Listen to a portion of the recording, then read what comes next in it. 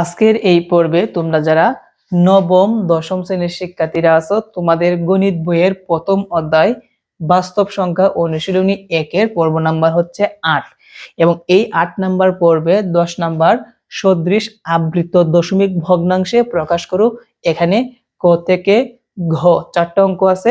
এই 4টা অঙ্ক আজকের পর্বের মধ্যে সুন্দরভাবে সমাধান করে দিব এবং এগুলা কিভাবে আমরা সদৃশ আবৃত দশমিক ভগ্নাংশে প্রকাশ করব, চলো আজকে আমরা এই ক্লাসে শিখে নিই। তো আমরা ক নাম্বারটা এখানে তুললাম সমাধান। তো প্রথমটা হচ্ছে 2.23 পৌনপুনিক, তারপরে হচ্ছে 5.23 পৌনপুনিক 5 পৌনপুনিক। এখন এখান থেকে আমাকে কি করতে হবে, এটাকে সদৃশ আবৃত দশমিক ভগ্নাংশে প্রকাশ করতে হবে। সদৃশ মানে এক মিলে রাখতে হবে। তো এখন কথা হচ্ছে আমরা লিখবো এখান থেকে প্রথম যে সংখ্যাটা আছে এইটা 2.23 পৌনপুনিক। এই জায়গার মধ্যে দশমিকের পরে মনোযোগ দিয়ে বুঝবা, একটা বুঝলে বাকিগুলা সহজ লাগবে। দশমিকের পরে পৌনপুনিক নাই, কার উপরে? 2 এর উপরে পৌনপুনিক নাই। তার মানে দশমিকের পর কয় সংখ্যার উপরে পৌনপুনিক নাই? একটা। তাহলে আমি এখানে 1 লিখলাম। দ্বিতীয় সংখ্যার মধ্যে অর্থাৎ এই সংখ্যার মধ্যে পৌনপুনিক নাই দশমিকের পরে কয় অঙ্কের মধ্যে? দশমিকের পরে 1 অঙ্কের মধ্যে পৌনপুনিক নাই, তাহলে আমরা এখানে 1 লিখলাম। ওকে, তাহলে আমরা লিখবো এখানে অনাবৃত্ত অংশের অঙ্ক সংখ্যা হবে, এখানে সর্বোচ্চ কত আছে? 1ই কিন্তু আছে, তাহলে আমরা 1 লিখবো। যদি সর্বোচ্চ যদি 2 থাকতো তাহলে 2 লিখতাম, 3 থাকলে 3 লিখতাম। তো এইটা গেল অনাবৃত্ত অংশে। এখন আমরা দেখবো এবং আবৃত অংশের অঙ্ক সংখ্যা হবে, এইটা আমরা এখন লক্ষ্য রাখি। আচ্ছা, আমরা প্রথমে যেটা লিখছি লিখে রাখি। তো এখানে সর্বোচ্চ কত হবে বলছিলাম? 1 হবে, লিখলাম 1। আবৃত, আবৃত মানে কি? পৌনপুনিক কার উপরে আছে?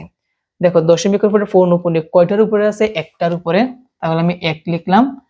তারপরে এই সংখ্যার মধ্যে দশমিকের উপর পৌনপুনিক কয়টার উপরে আছে? 2টার উপরে আছে, তাহলে আমরা কি লিখলাম? 2 লিখলাম। এবং এই 2টার লসাগু লিখতে হবে। তো 1 আর 2 এর লসাগু কত? 2। যারা লসাগু পারো না এভাবে নামতা করবা। 1 একে 1, 2 একে 2, 3 একে 3, 2 একে 2, 2 দুগুণে 4, উপরে নিচে কোনটা কোনটা মিলছে? 2, তার জন্য লসাগু হচ্ছে 2। তাহলে আমাদের আবৃত অংশের অঙ্ক সংখ্যা কত হবে? 2 হবে, লিখলাম 2। আশা করি বুঝতে পেরেছো।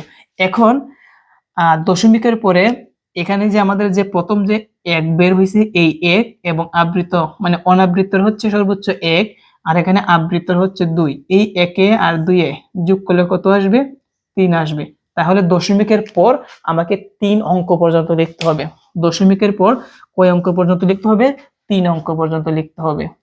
তো দেখো আমরা শুরু করি। প্রথমটা হচ্ছে 2.23 পৌনপুনিক সমান, তারপরটা হচ্ছে 5.23 পৌনপুনিক 5 পৌনপুনিক। ওকে, তাহলে আমি শুরু করি। প্রথম 2 এর জায়গায় 2, দশমিকের জায়গায় দশমিক। তাহলে আমাদের বলছিলাম দশমিকের পর কয়টা অঙ্ক লিখতে হবে? 3টা অঙ্ক, কারণ এই 1 আর এই 2 যোগ করলে কত হয়? 3 হয়। তাহলে 3টা অঙ্ক লিখি। দশমিকের পরে অলরেডি কত আছে? 2, 3 আছে, তাহলে লিখলাম 2, 3। তো আমি বলছিলাম কি 3 অঙ্ক পর্যন্ত লিখতে হবে। তো এখন 3 অঙ্ক আমরা কিভাবে লিখবো? এটার নিয়ম হচ্ছে পৌনপুনিক যেহেতু 3 এর উপরে আছে, এটার মানে কি 3 3 3 3 এভাবে চলতেই থাকবে। সেই জন্য আমার 3 অঙ্ক মিলাতে আমি যেহেতু 3 এর উপরে পৌনপুনিক আছে, আমি আরেকটা 3 লিখতে পারি, কোনো সমস্যা নাই। এই জায়গার মধ্যে লক্ষ্য রাখি 5 পয়েন্ট এবং দশমিকের উপর 3 অঙ্ক লিখতে হবে। অলরেডি 3 অঙ্ক আছে, 2 3 5। এখন পৌনপুনিক আবৃত অংশের অঙ্ক সংখ্যা কত? 2। তাহলে প্রথম দুইটার মধ্যে কি হবে? আবৃত হবে, মানে পৌনপুনিক হবে। আর অনাবৃত্ত হচ্ছে কয় অংশ? একটা হবে। তাহলে দেখো দশমিকের পর অনাবৃত্ত একটা একটা অঙ্ক করে আছে। তো এটা হচ্ছে আমাদের সদৃশ আবৃত দশমিক ভগ্নাংশ। দেখো দশমিকের পরে 3টা অঙ্ক, 3টা অঙ্ক আমাদের সদৃশ মানে মিল আছে। তো এটা হচ্ছে আমাদের উত্তর। তাহলে আমরা লিখতে পারি অতএব, এখন কিন্তু আমরা অ্যানসারটা লিখে দিতে পারি।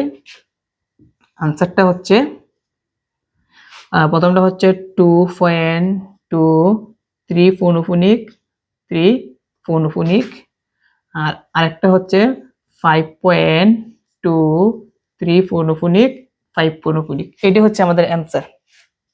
আশা করি এই সমাধানটা তোমরা ভালোভাবে বুঝতে পেরেছো। তো এইটা যদি বুঝো, চলো আমরা বাকিগুলো সমাধান করি। একইভাবে সমাধান করতে হবে, জাস্ট শুধু একটু দেখো।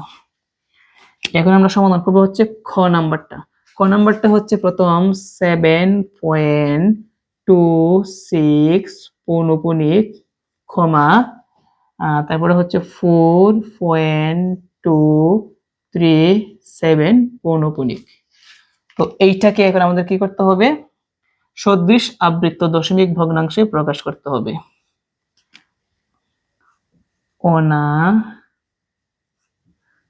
অনাবৃত্ত অংশের অঙ্ক সংখ্যা।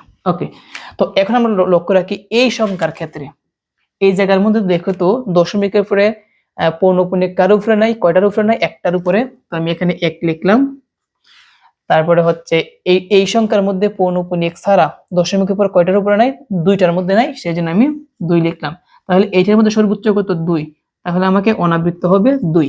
তাহলে আমরা লিখবো এখানে অনাবৃত্ত অংশের অঙ্ক সংখ্যা কত হবে, 2 হবে। এবং আবৃত অংশের অঙ্ক সংখ্যা হবে, তো দেখো আবৃত প্রথমটার মধ্যে পৌনপুনিক কয়টার উপরে আছে, একটার উপরে আছে, তাহলে আমরা 1 লিখলাম। আর 2 নম্বরে পৌনপুনিক কয়টার উপরে আছে, একটার উপরে আছে, তাহলে 1 লিখলাম। 1 এবং 1 এর লসাগু কত, 1 হবে, তাহলে এখানে হবে 1। এখন চলো আমরা সমাধানটা শুরু করি। 7.26 পৌনপুনিক সমান আর হচ্ছে 4.237 পৌনপুনিক।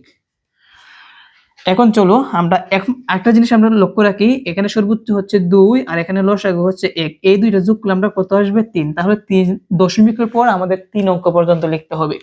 তো 7 এর জায়গায় 7 পয়েন্ট, তো অলরেডি 26 আছে, লিখলাম 26, কিন্তু আমাদের কত হবে, 3 পর্যন্ত লিখতে হবে, দশমিক পর্যন্ত। তাহলে এখন কোন সংখ্যাটা আমরা লিখতে পারি, যেটার উপর পৌনপুনিক আছে এইটা আমরা চাইলে 1000 বার লিখতে পারি আমাদের দরকার সুবিধার্থে। কারণ একটা অঙ্কের উপরে যদি পৌনপুনিক থাকে তাহলে এইটা বারবার বোঝায়, মানে চলতেই আছে। যেহেতু 6 এর উপরে পৌনপুনিক আছে, তাহলে 6 6 6 6 এভাবে চলতেই থাকবে। তাহলে আমাদের 3টা পূরণ করার জন্য আমি 6 দিতে পারি। 4 এর জায়গায় 4 পয়েন্ট, দশমিকের পর কয় অঙ্ক, 3 অঙ্ক, অলরেডি কিন্তু 3 অঙ্ক আছে, 2 3 7। এখন চলো আমরা পৌনপুনিক ব্যবহার করি। তাহলে আবৃত অংশের অঙ্ক সংখ্যা কত, 1, তাহলে একটার উপরে কি হবে, পৌনপুনিক হবে। এবং এটি হচ্ছে আমাদের অ্যান্সার, 7.266 পৌনপুনিক, আর একটা হচ্ছে 4.237 পৌনপুনিক অ্যান্সার।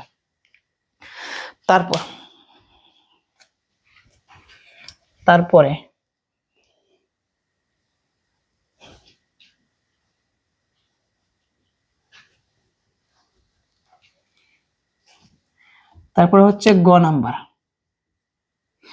নাম্বারটা হচ্ছে 5.7 পৌনপুনিক, তারপরে হচ্ছে 8.3 পৌনপুনিক 4 পৌনপুনিক, 6.2 পৌনপুনিক,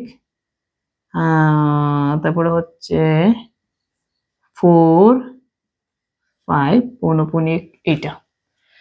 তাহলে আমরা লিখব এখানে অনাবৃত্ত অংশের অঙ্ক সংখ্যা হবে, দেখো অনাবৃত্ত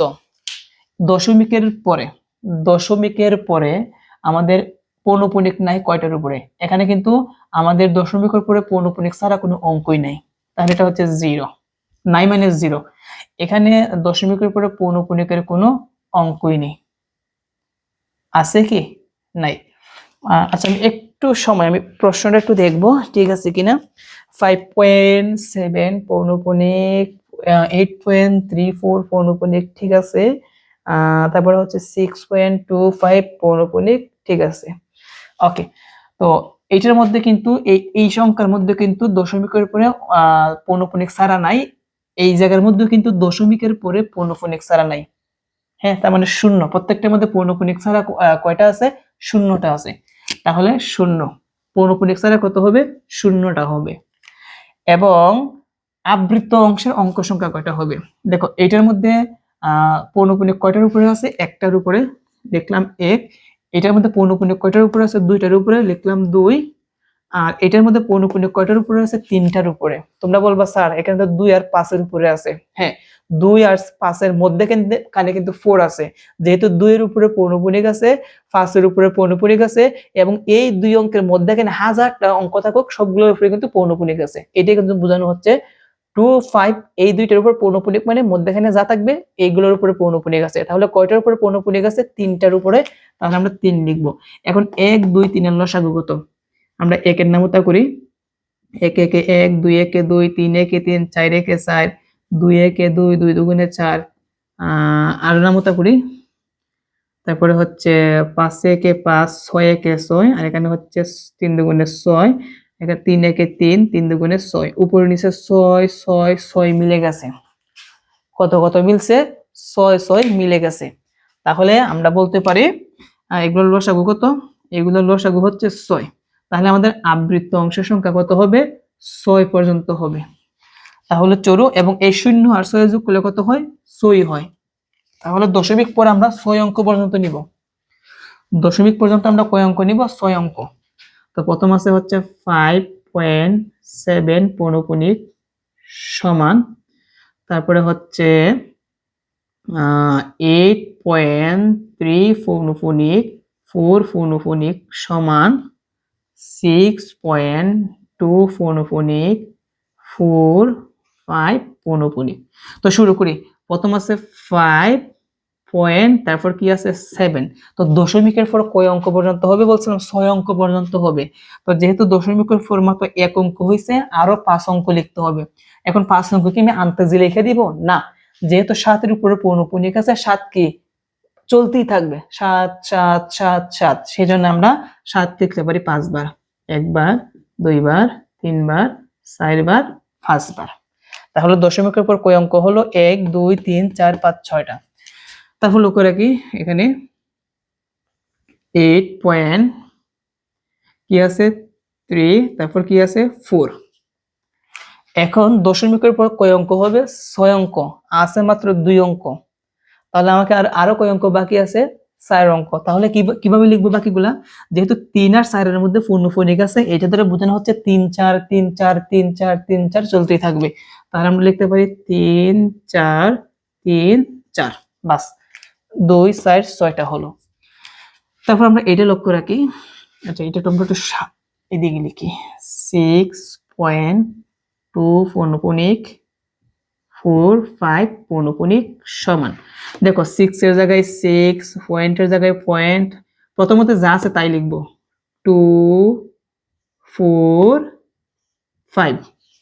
এখন আমাদের কথা ছিল দশমিকের পর 6 অঙ্ক হবে। 3 অঙ্ক যেহেতু হয়েছে, আরো কয় অঙ্ক লিখতে হবে? আরো 3 অঙ্ক লিখতে হবে। তো আর 3 অঙ্ক আমরা কিভাবে লিখবো? যেহেতু এখানে 2 এর উপরে 4 এর উপরে আর 5 এর উপরে পৌনঃপুনিক আছে, এইটাই বোঝানো হচ্ছে 2 4 5 2 4 5 2 4 5 এভাবে চলতেই থাকবে। তাহলে আমরা লিখতে পারি 2 4 5। এটা হচ্ছে কিন্তু আমাদের আনসার। দেখো সবগুলো আমাদের সদৃশ মিলে গেছে। এখানে দশমিকের পর 6, এটার উপরে দশমিকের পরে 6, এইটা কিন্তু দশমিকের পরে 6। এখন আমরা পৌনঃপুনিক বসাই। আবৃত অংশের অঙ্ক কয়টা হবে? 6টা। তাহলে 6টার মধ্যে আমাদের কি দিতে হবে? পৌনঃপুনিক। তাহলে এই জায়গার মধ্যে একটা, এই জায়গার মধ্যে একটা, মানে বাকিগুলোর মধ্যে সবগুলোর মধ্যে বোঝানো হয়েছে এই জায়গার মধ্যে একটা, এই জায়গার মধ্যে একটা, এই জায়গার মধ্যে একটা, এই জায়গার মধ্যে একটা। প্রথম এবং লাস্টে পৌনঃপুনিক মানে মধ্যেগুলো সবগুলোর মধ্যে আছে। আনসার 5.777 1 2 3 4 5 6।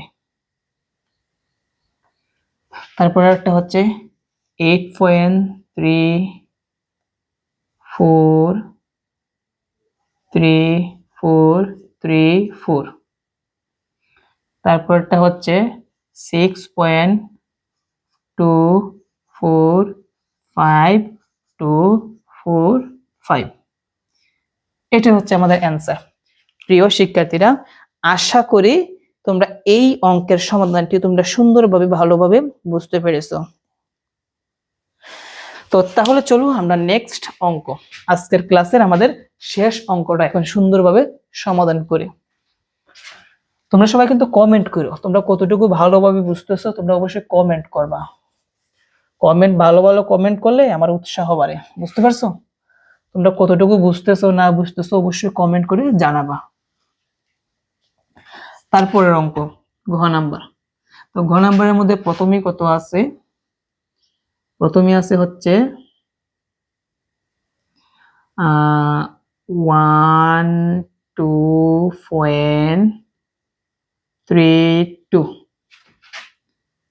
তারপরে আছে কত 2.19 পৌনপুনিক, তারপরে আছে হচ্ছে 4.3256 এবং এই দুইটার উপরে পৌনপুনিক আছে।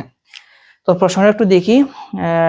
12.32 ঠিক আছে, আর 2.19 পৌনপুনিক ঠিক আছে, 4.3256 ঠিক আছে। এখন আমরা দেখব এই প্রথমটার মধ্যে দশমিকের পরে পৌনপুনিক নাই, মানে অনাবৃত্ত অঙ্ক কয়টা।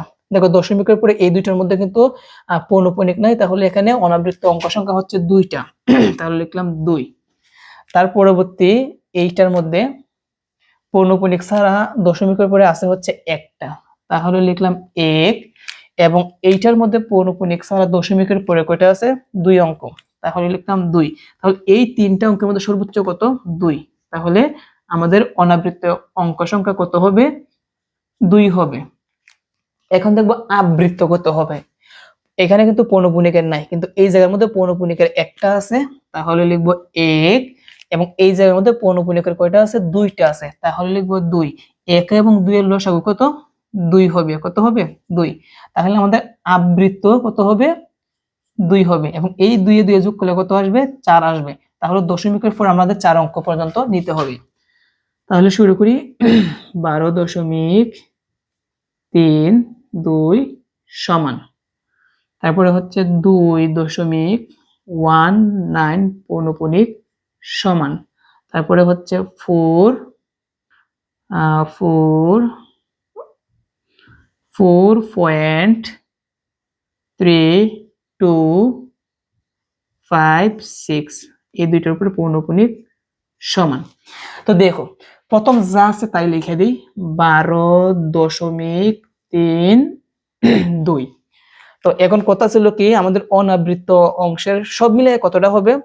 4টা হবে দশমিকের পরে। যেহেতু 2টা হয়েছে, আরো 2টা লিখতে হবে।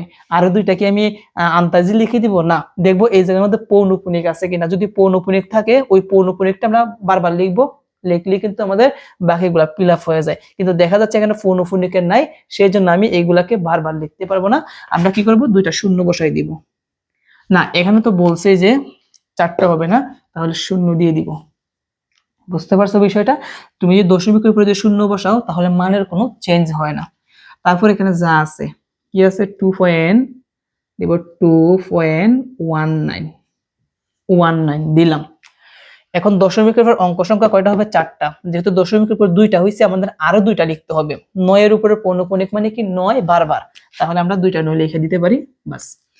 তারপরে কি আছে? 4.3 প্রথম যা আছে এখানে তাই লিখবো, 256। তো কথা ছিল যে কি, যে সব মিলে দশমিকের পর কয়টা অঙ্ক হবে? 4টা। অলরেডি কিন্তু 4টা আছে, আর বাড়াই লিখতে হবে না। এখন আমাদের দেখতে হবে যে অনাবৃত্ত অংশের অঙ্ক কয়টা? 2টা, তাহলে 2টার মধ্যে আমরা পৌনপুনিক দিব না। আর আবৃত অংশের অঙ্ক সংখ্যা কয়টা? 2টা, তাহলে এই 2টার মধ্যে পৌনপুনিক দিতে হবে, যেহেতু 2টা। ওকে, এটাই হচ্ছে আমাদের অ্যান্সার।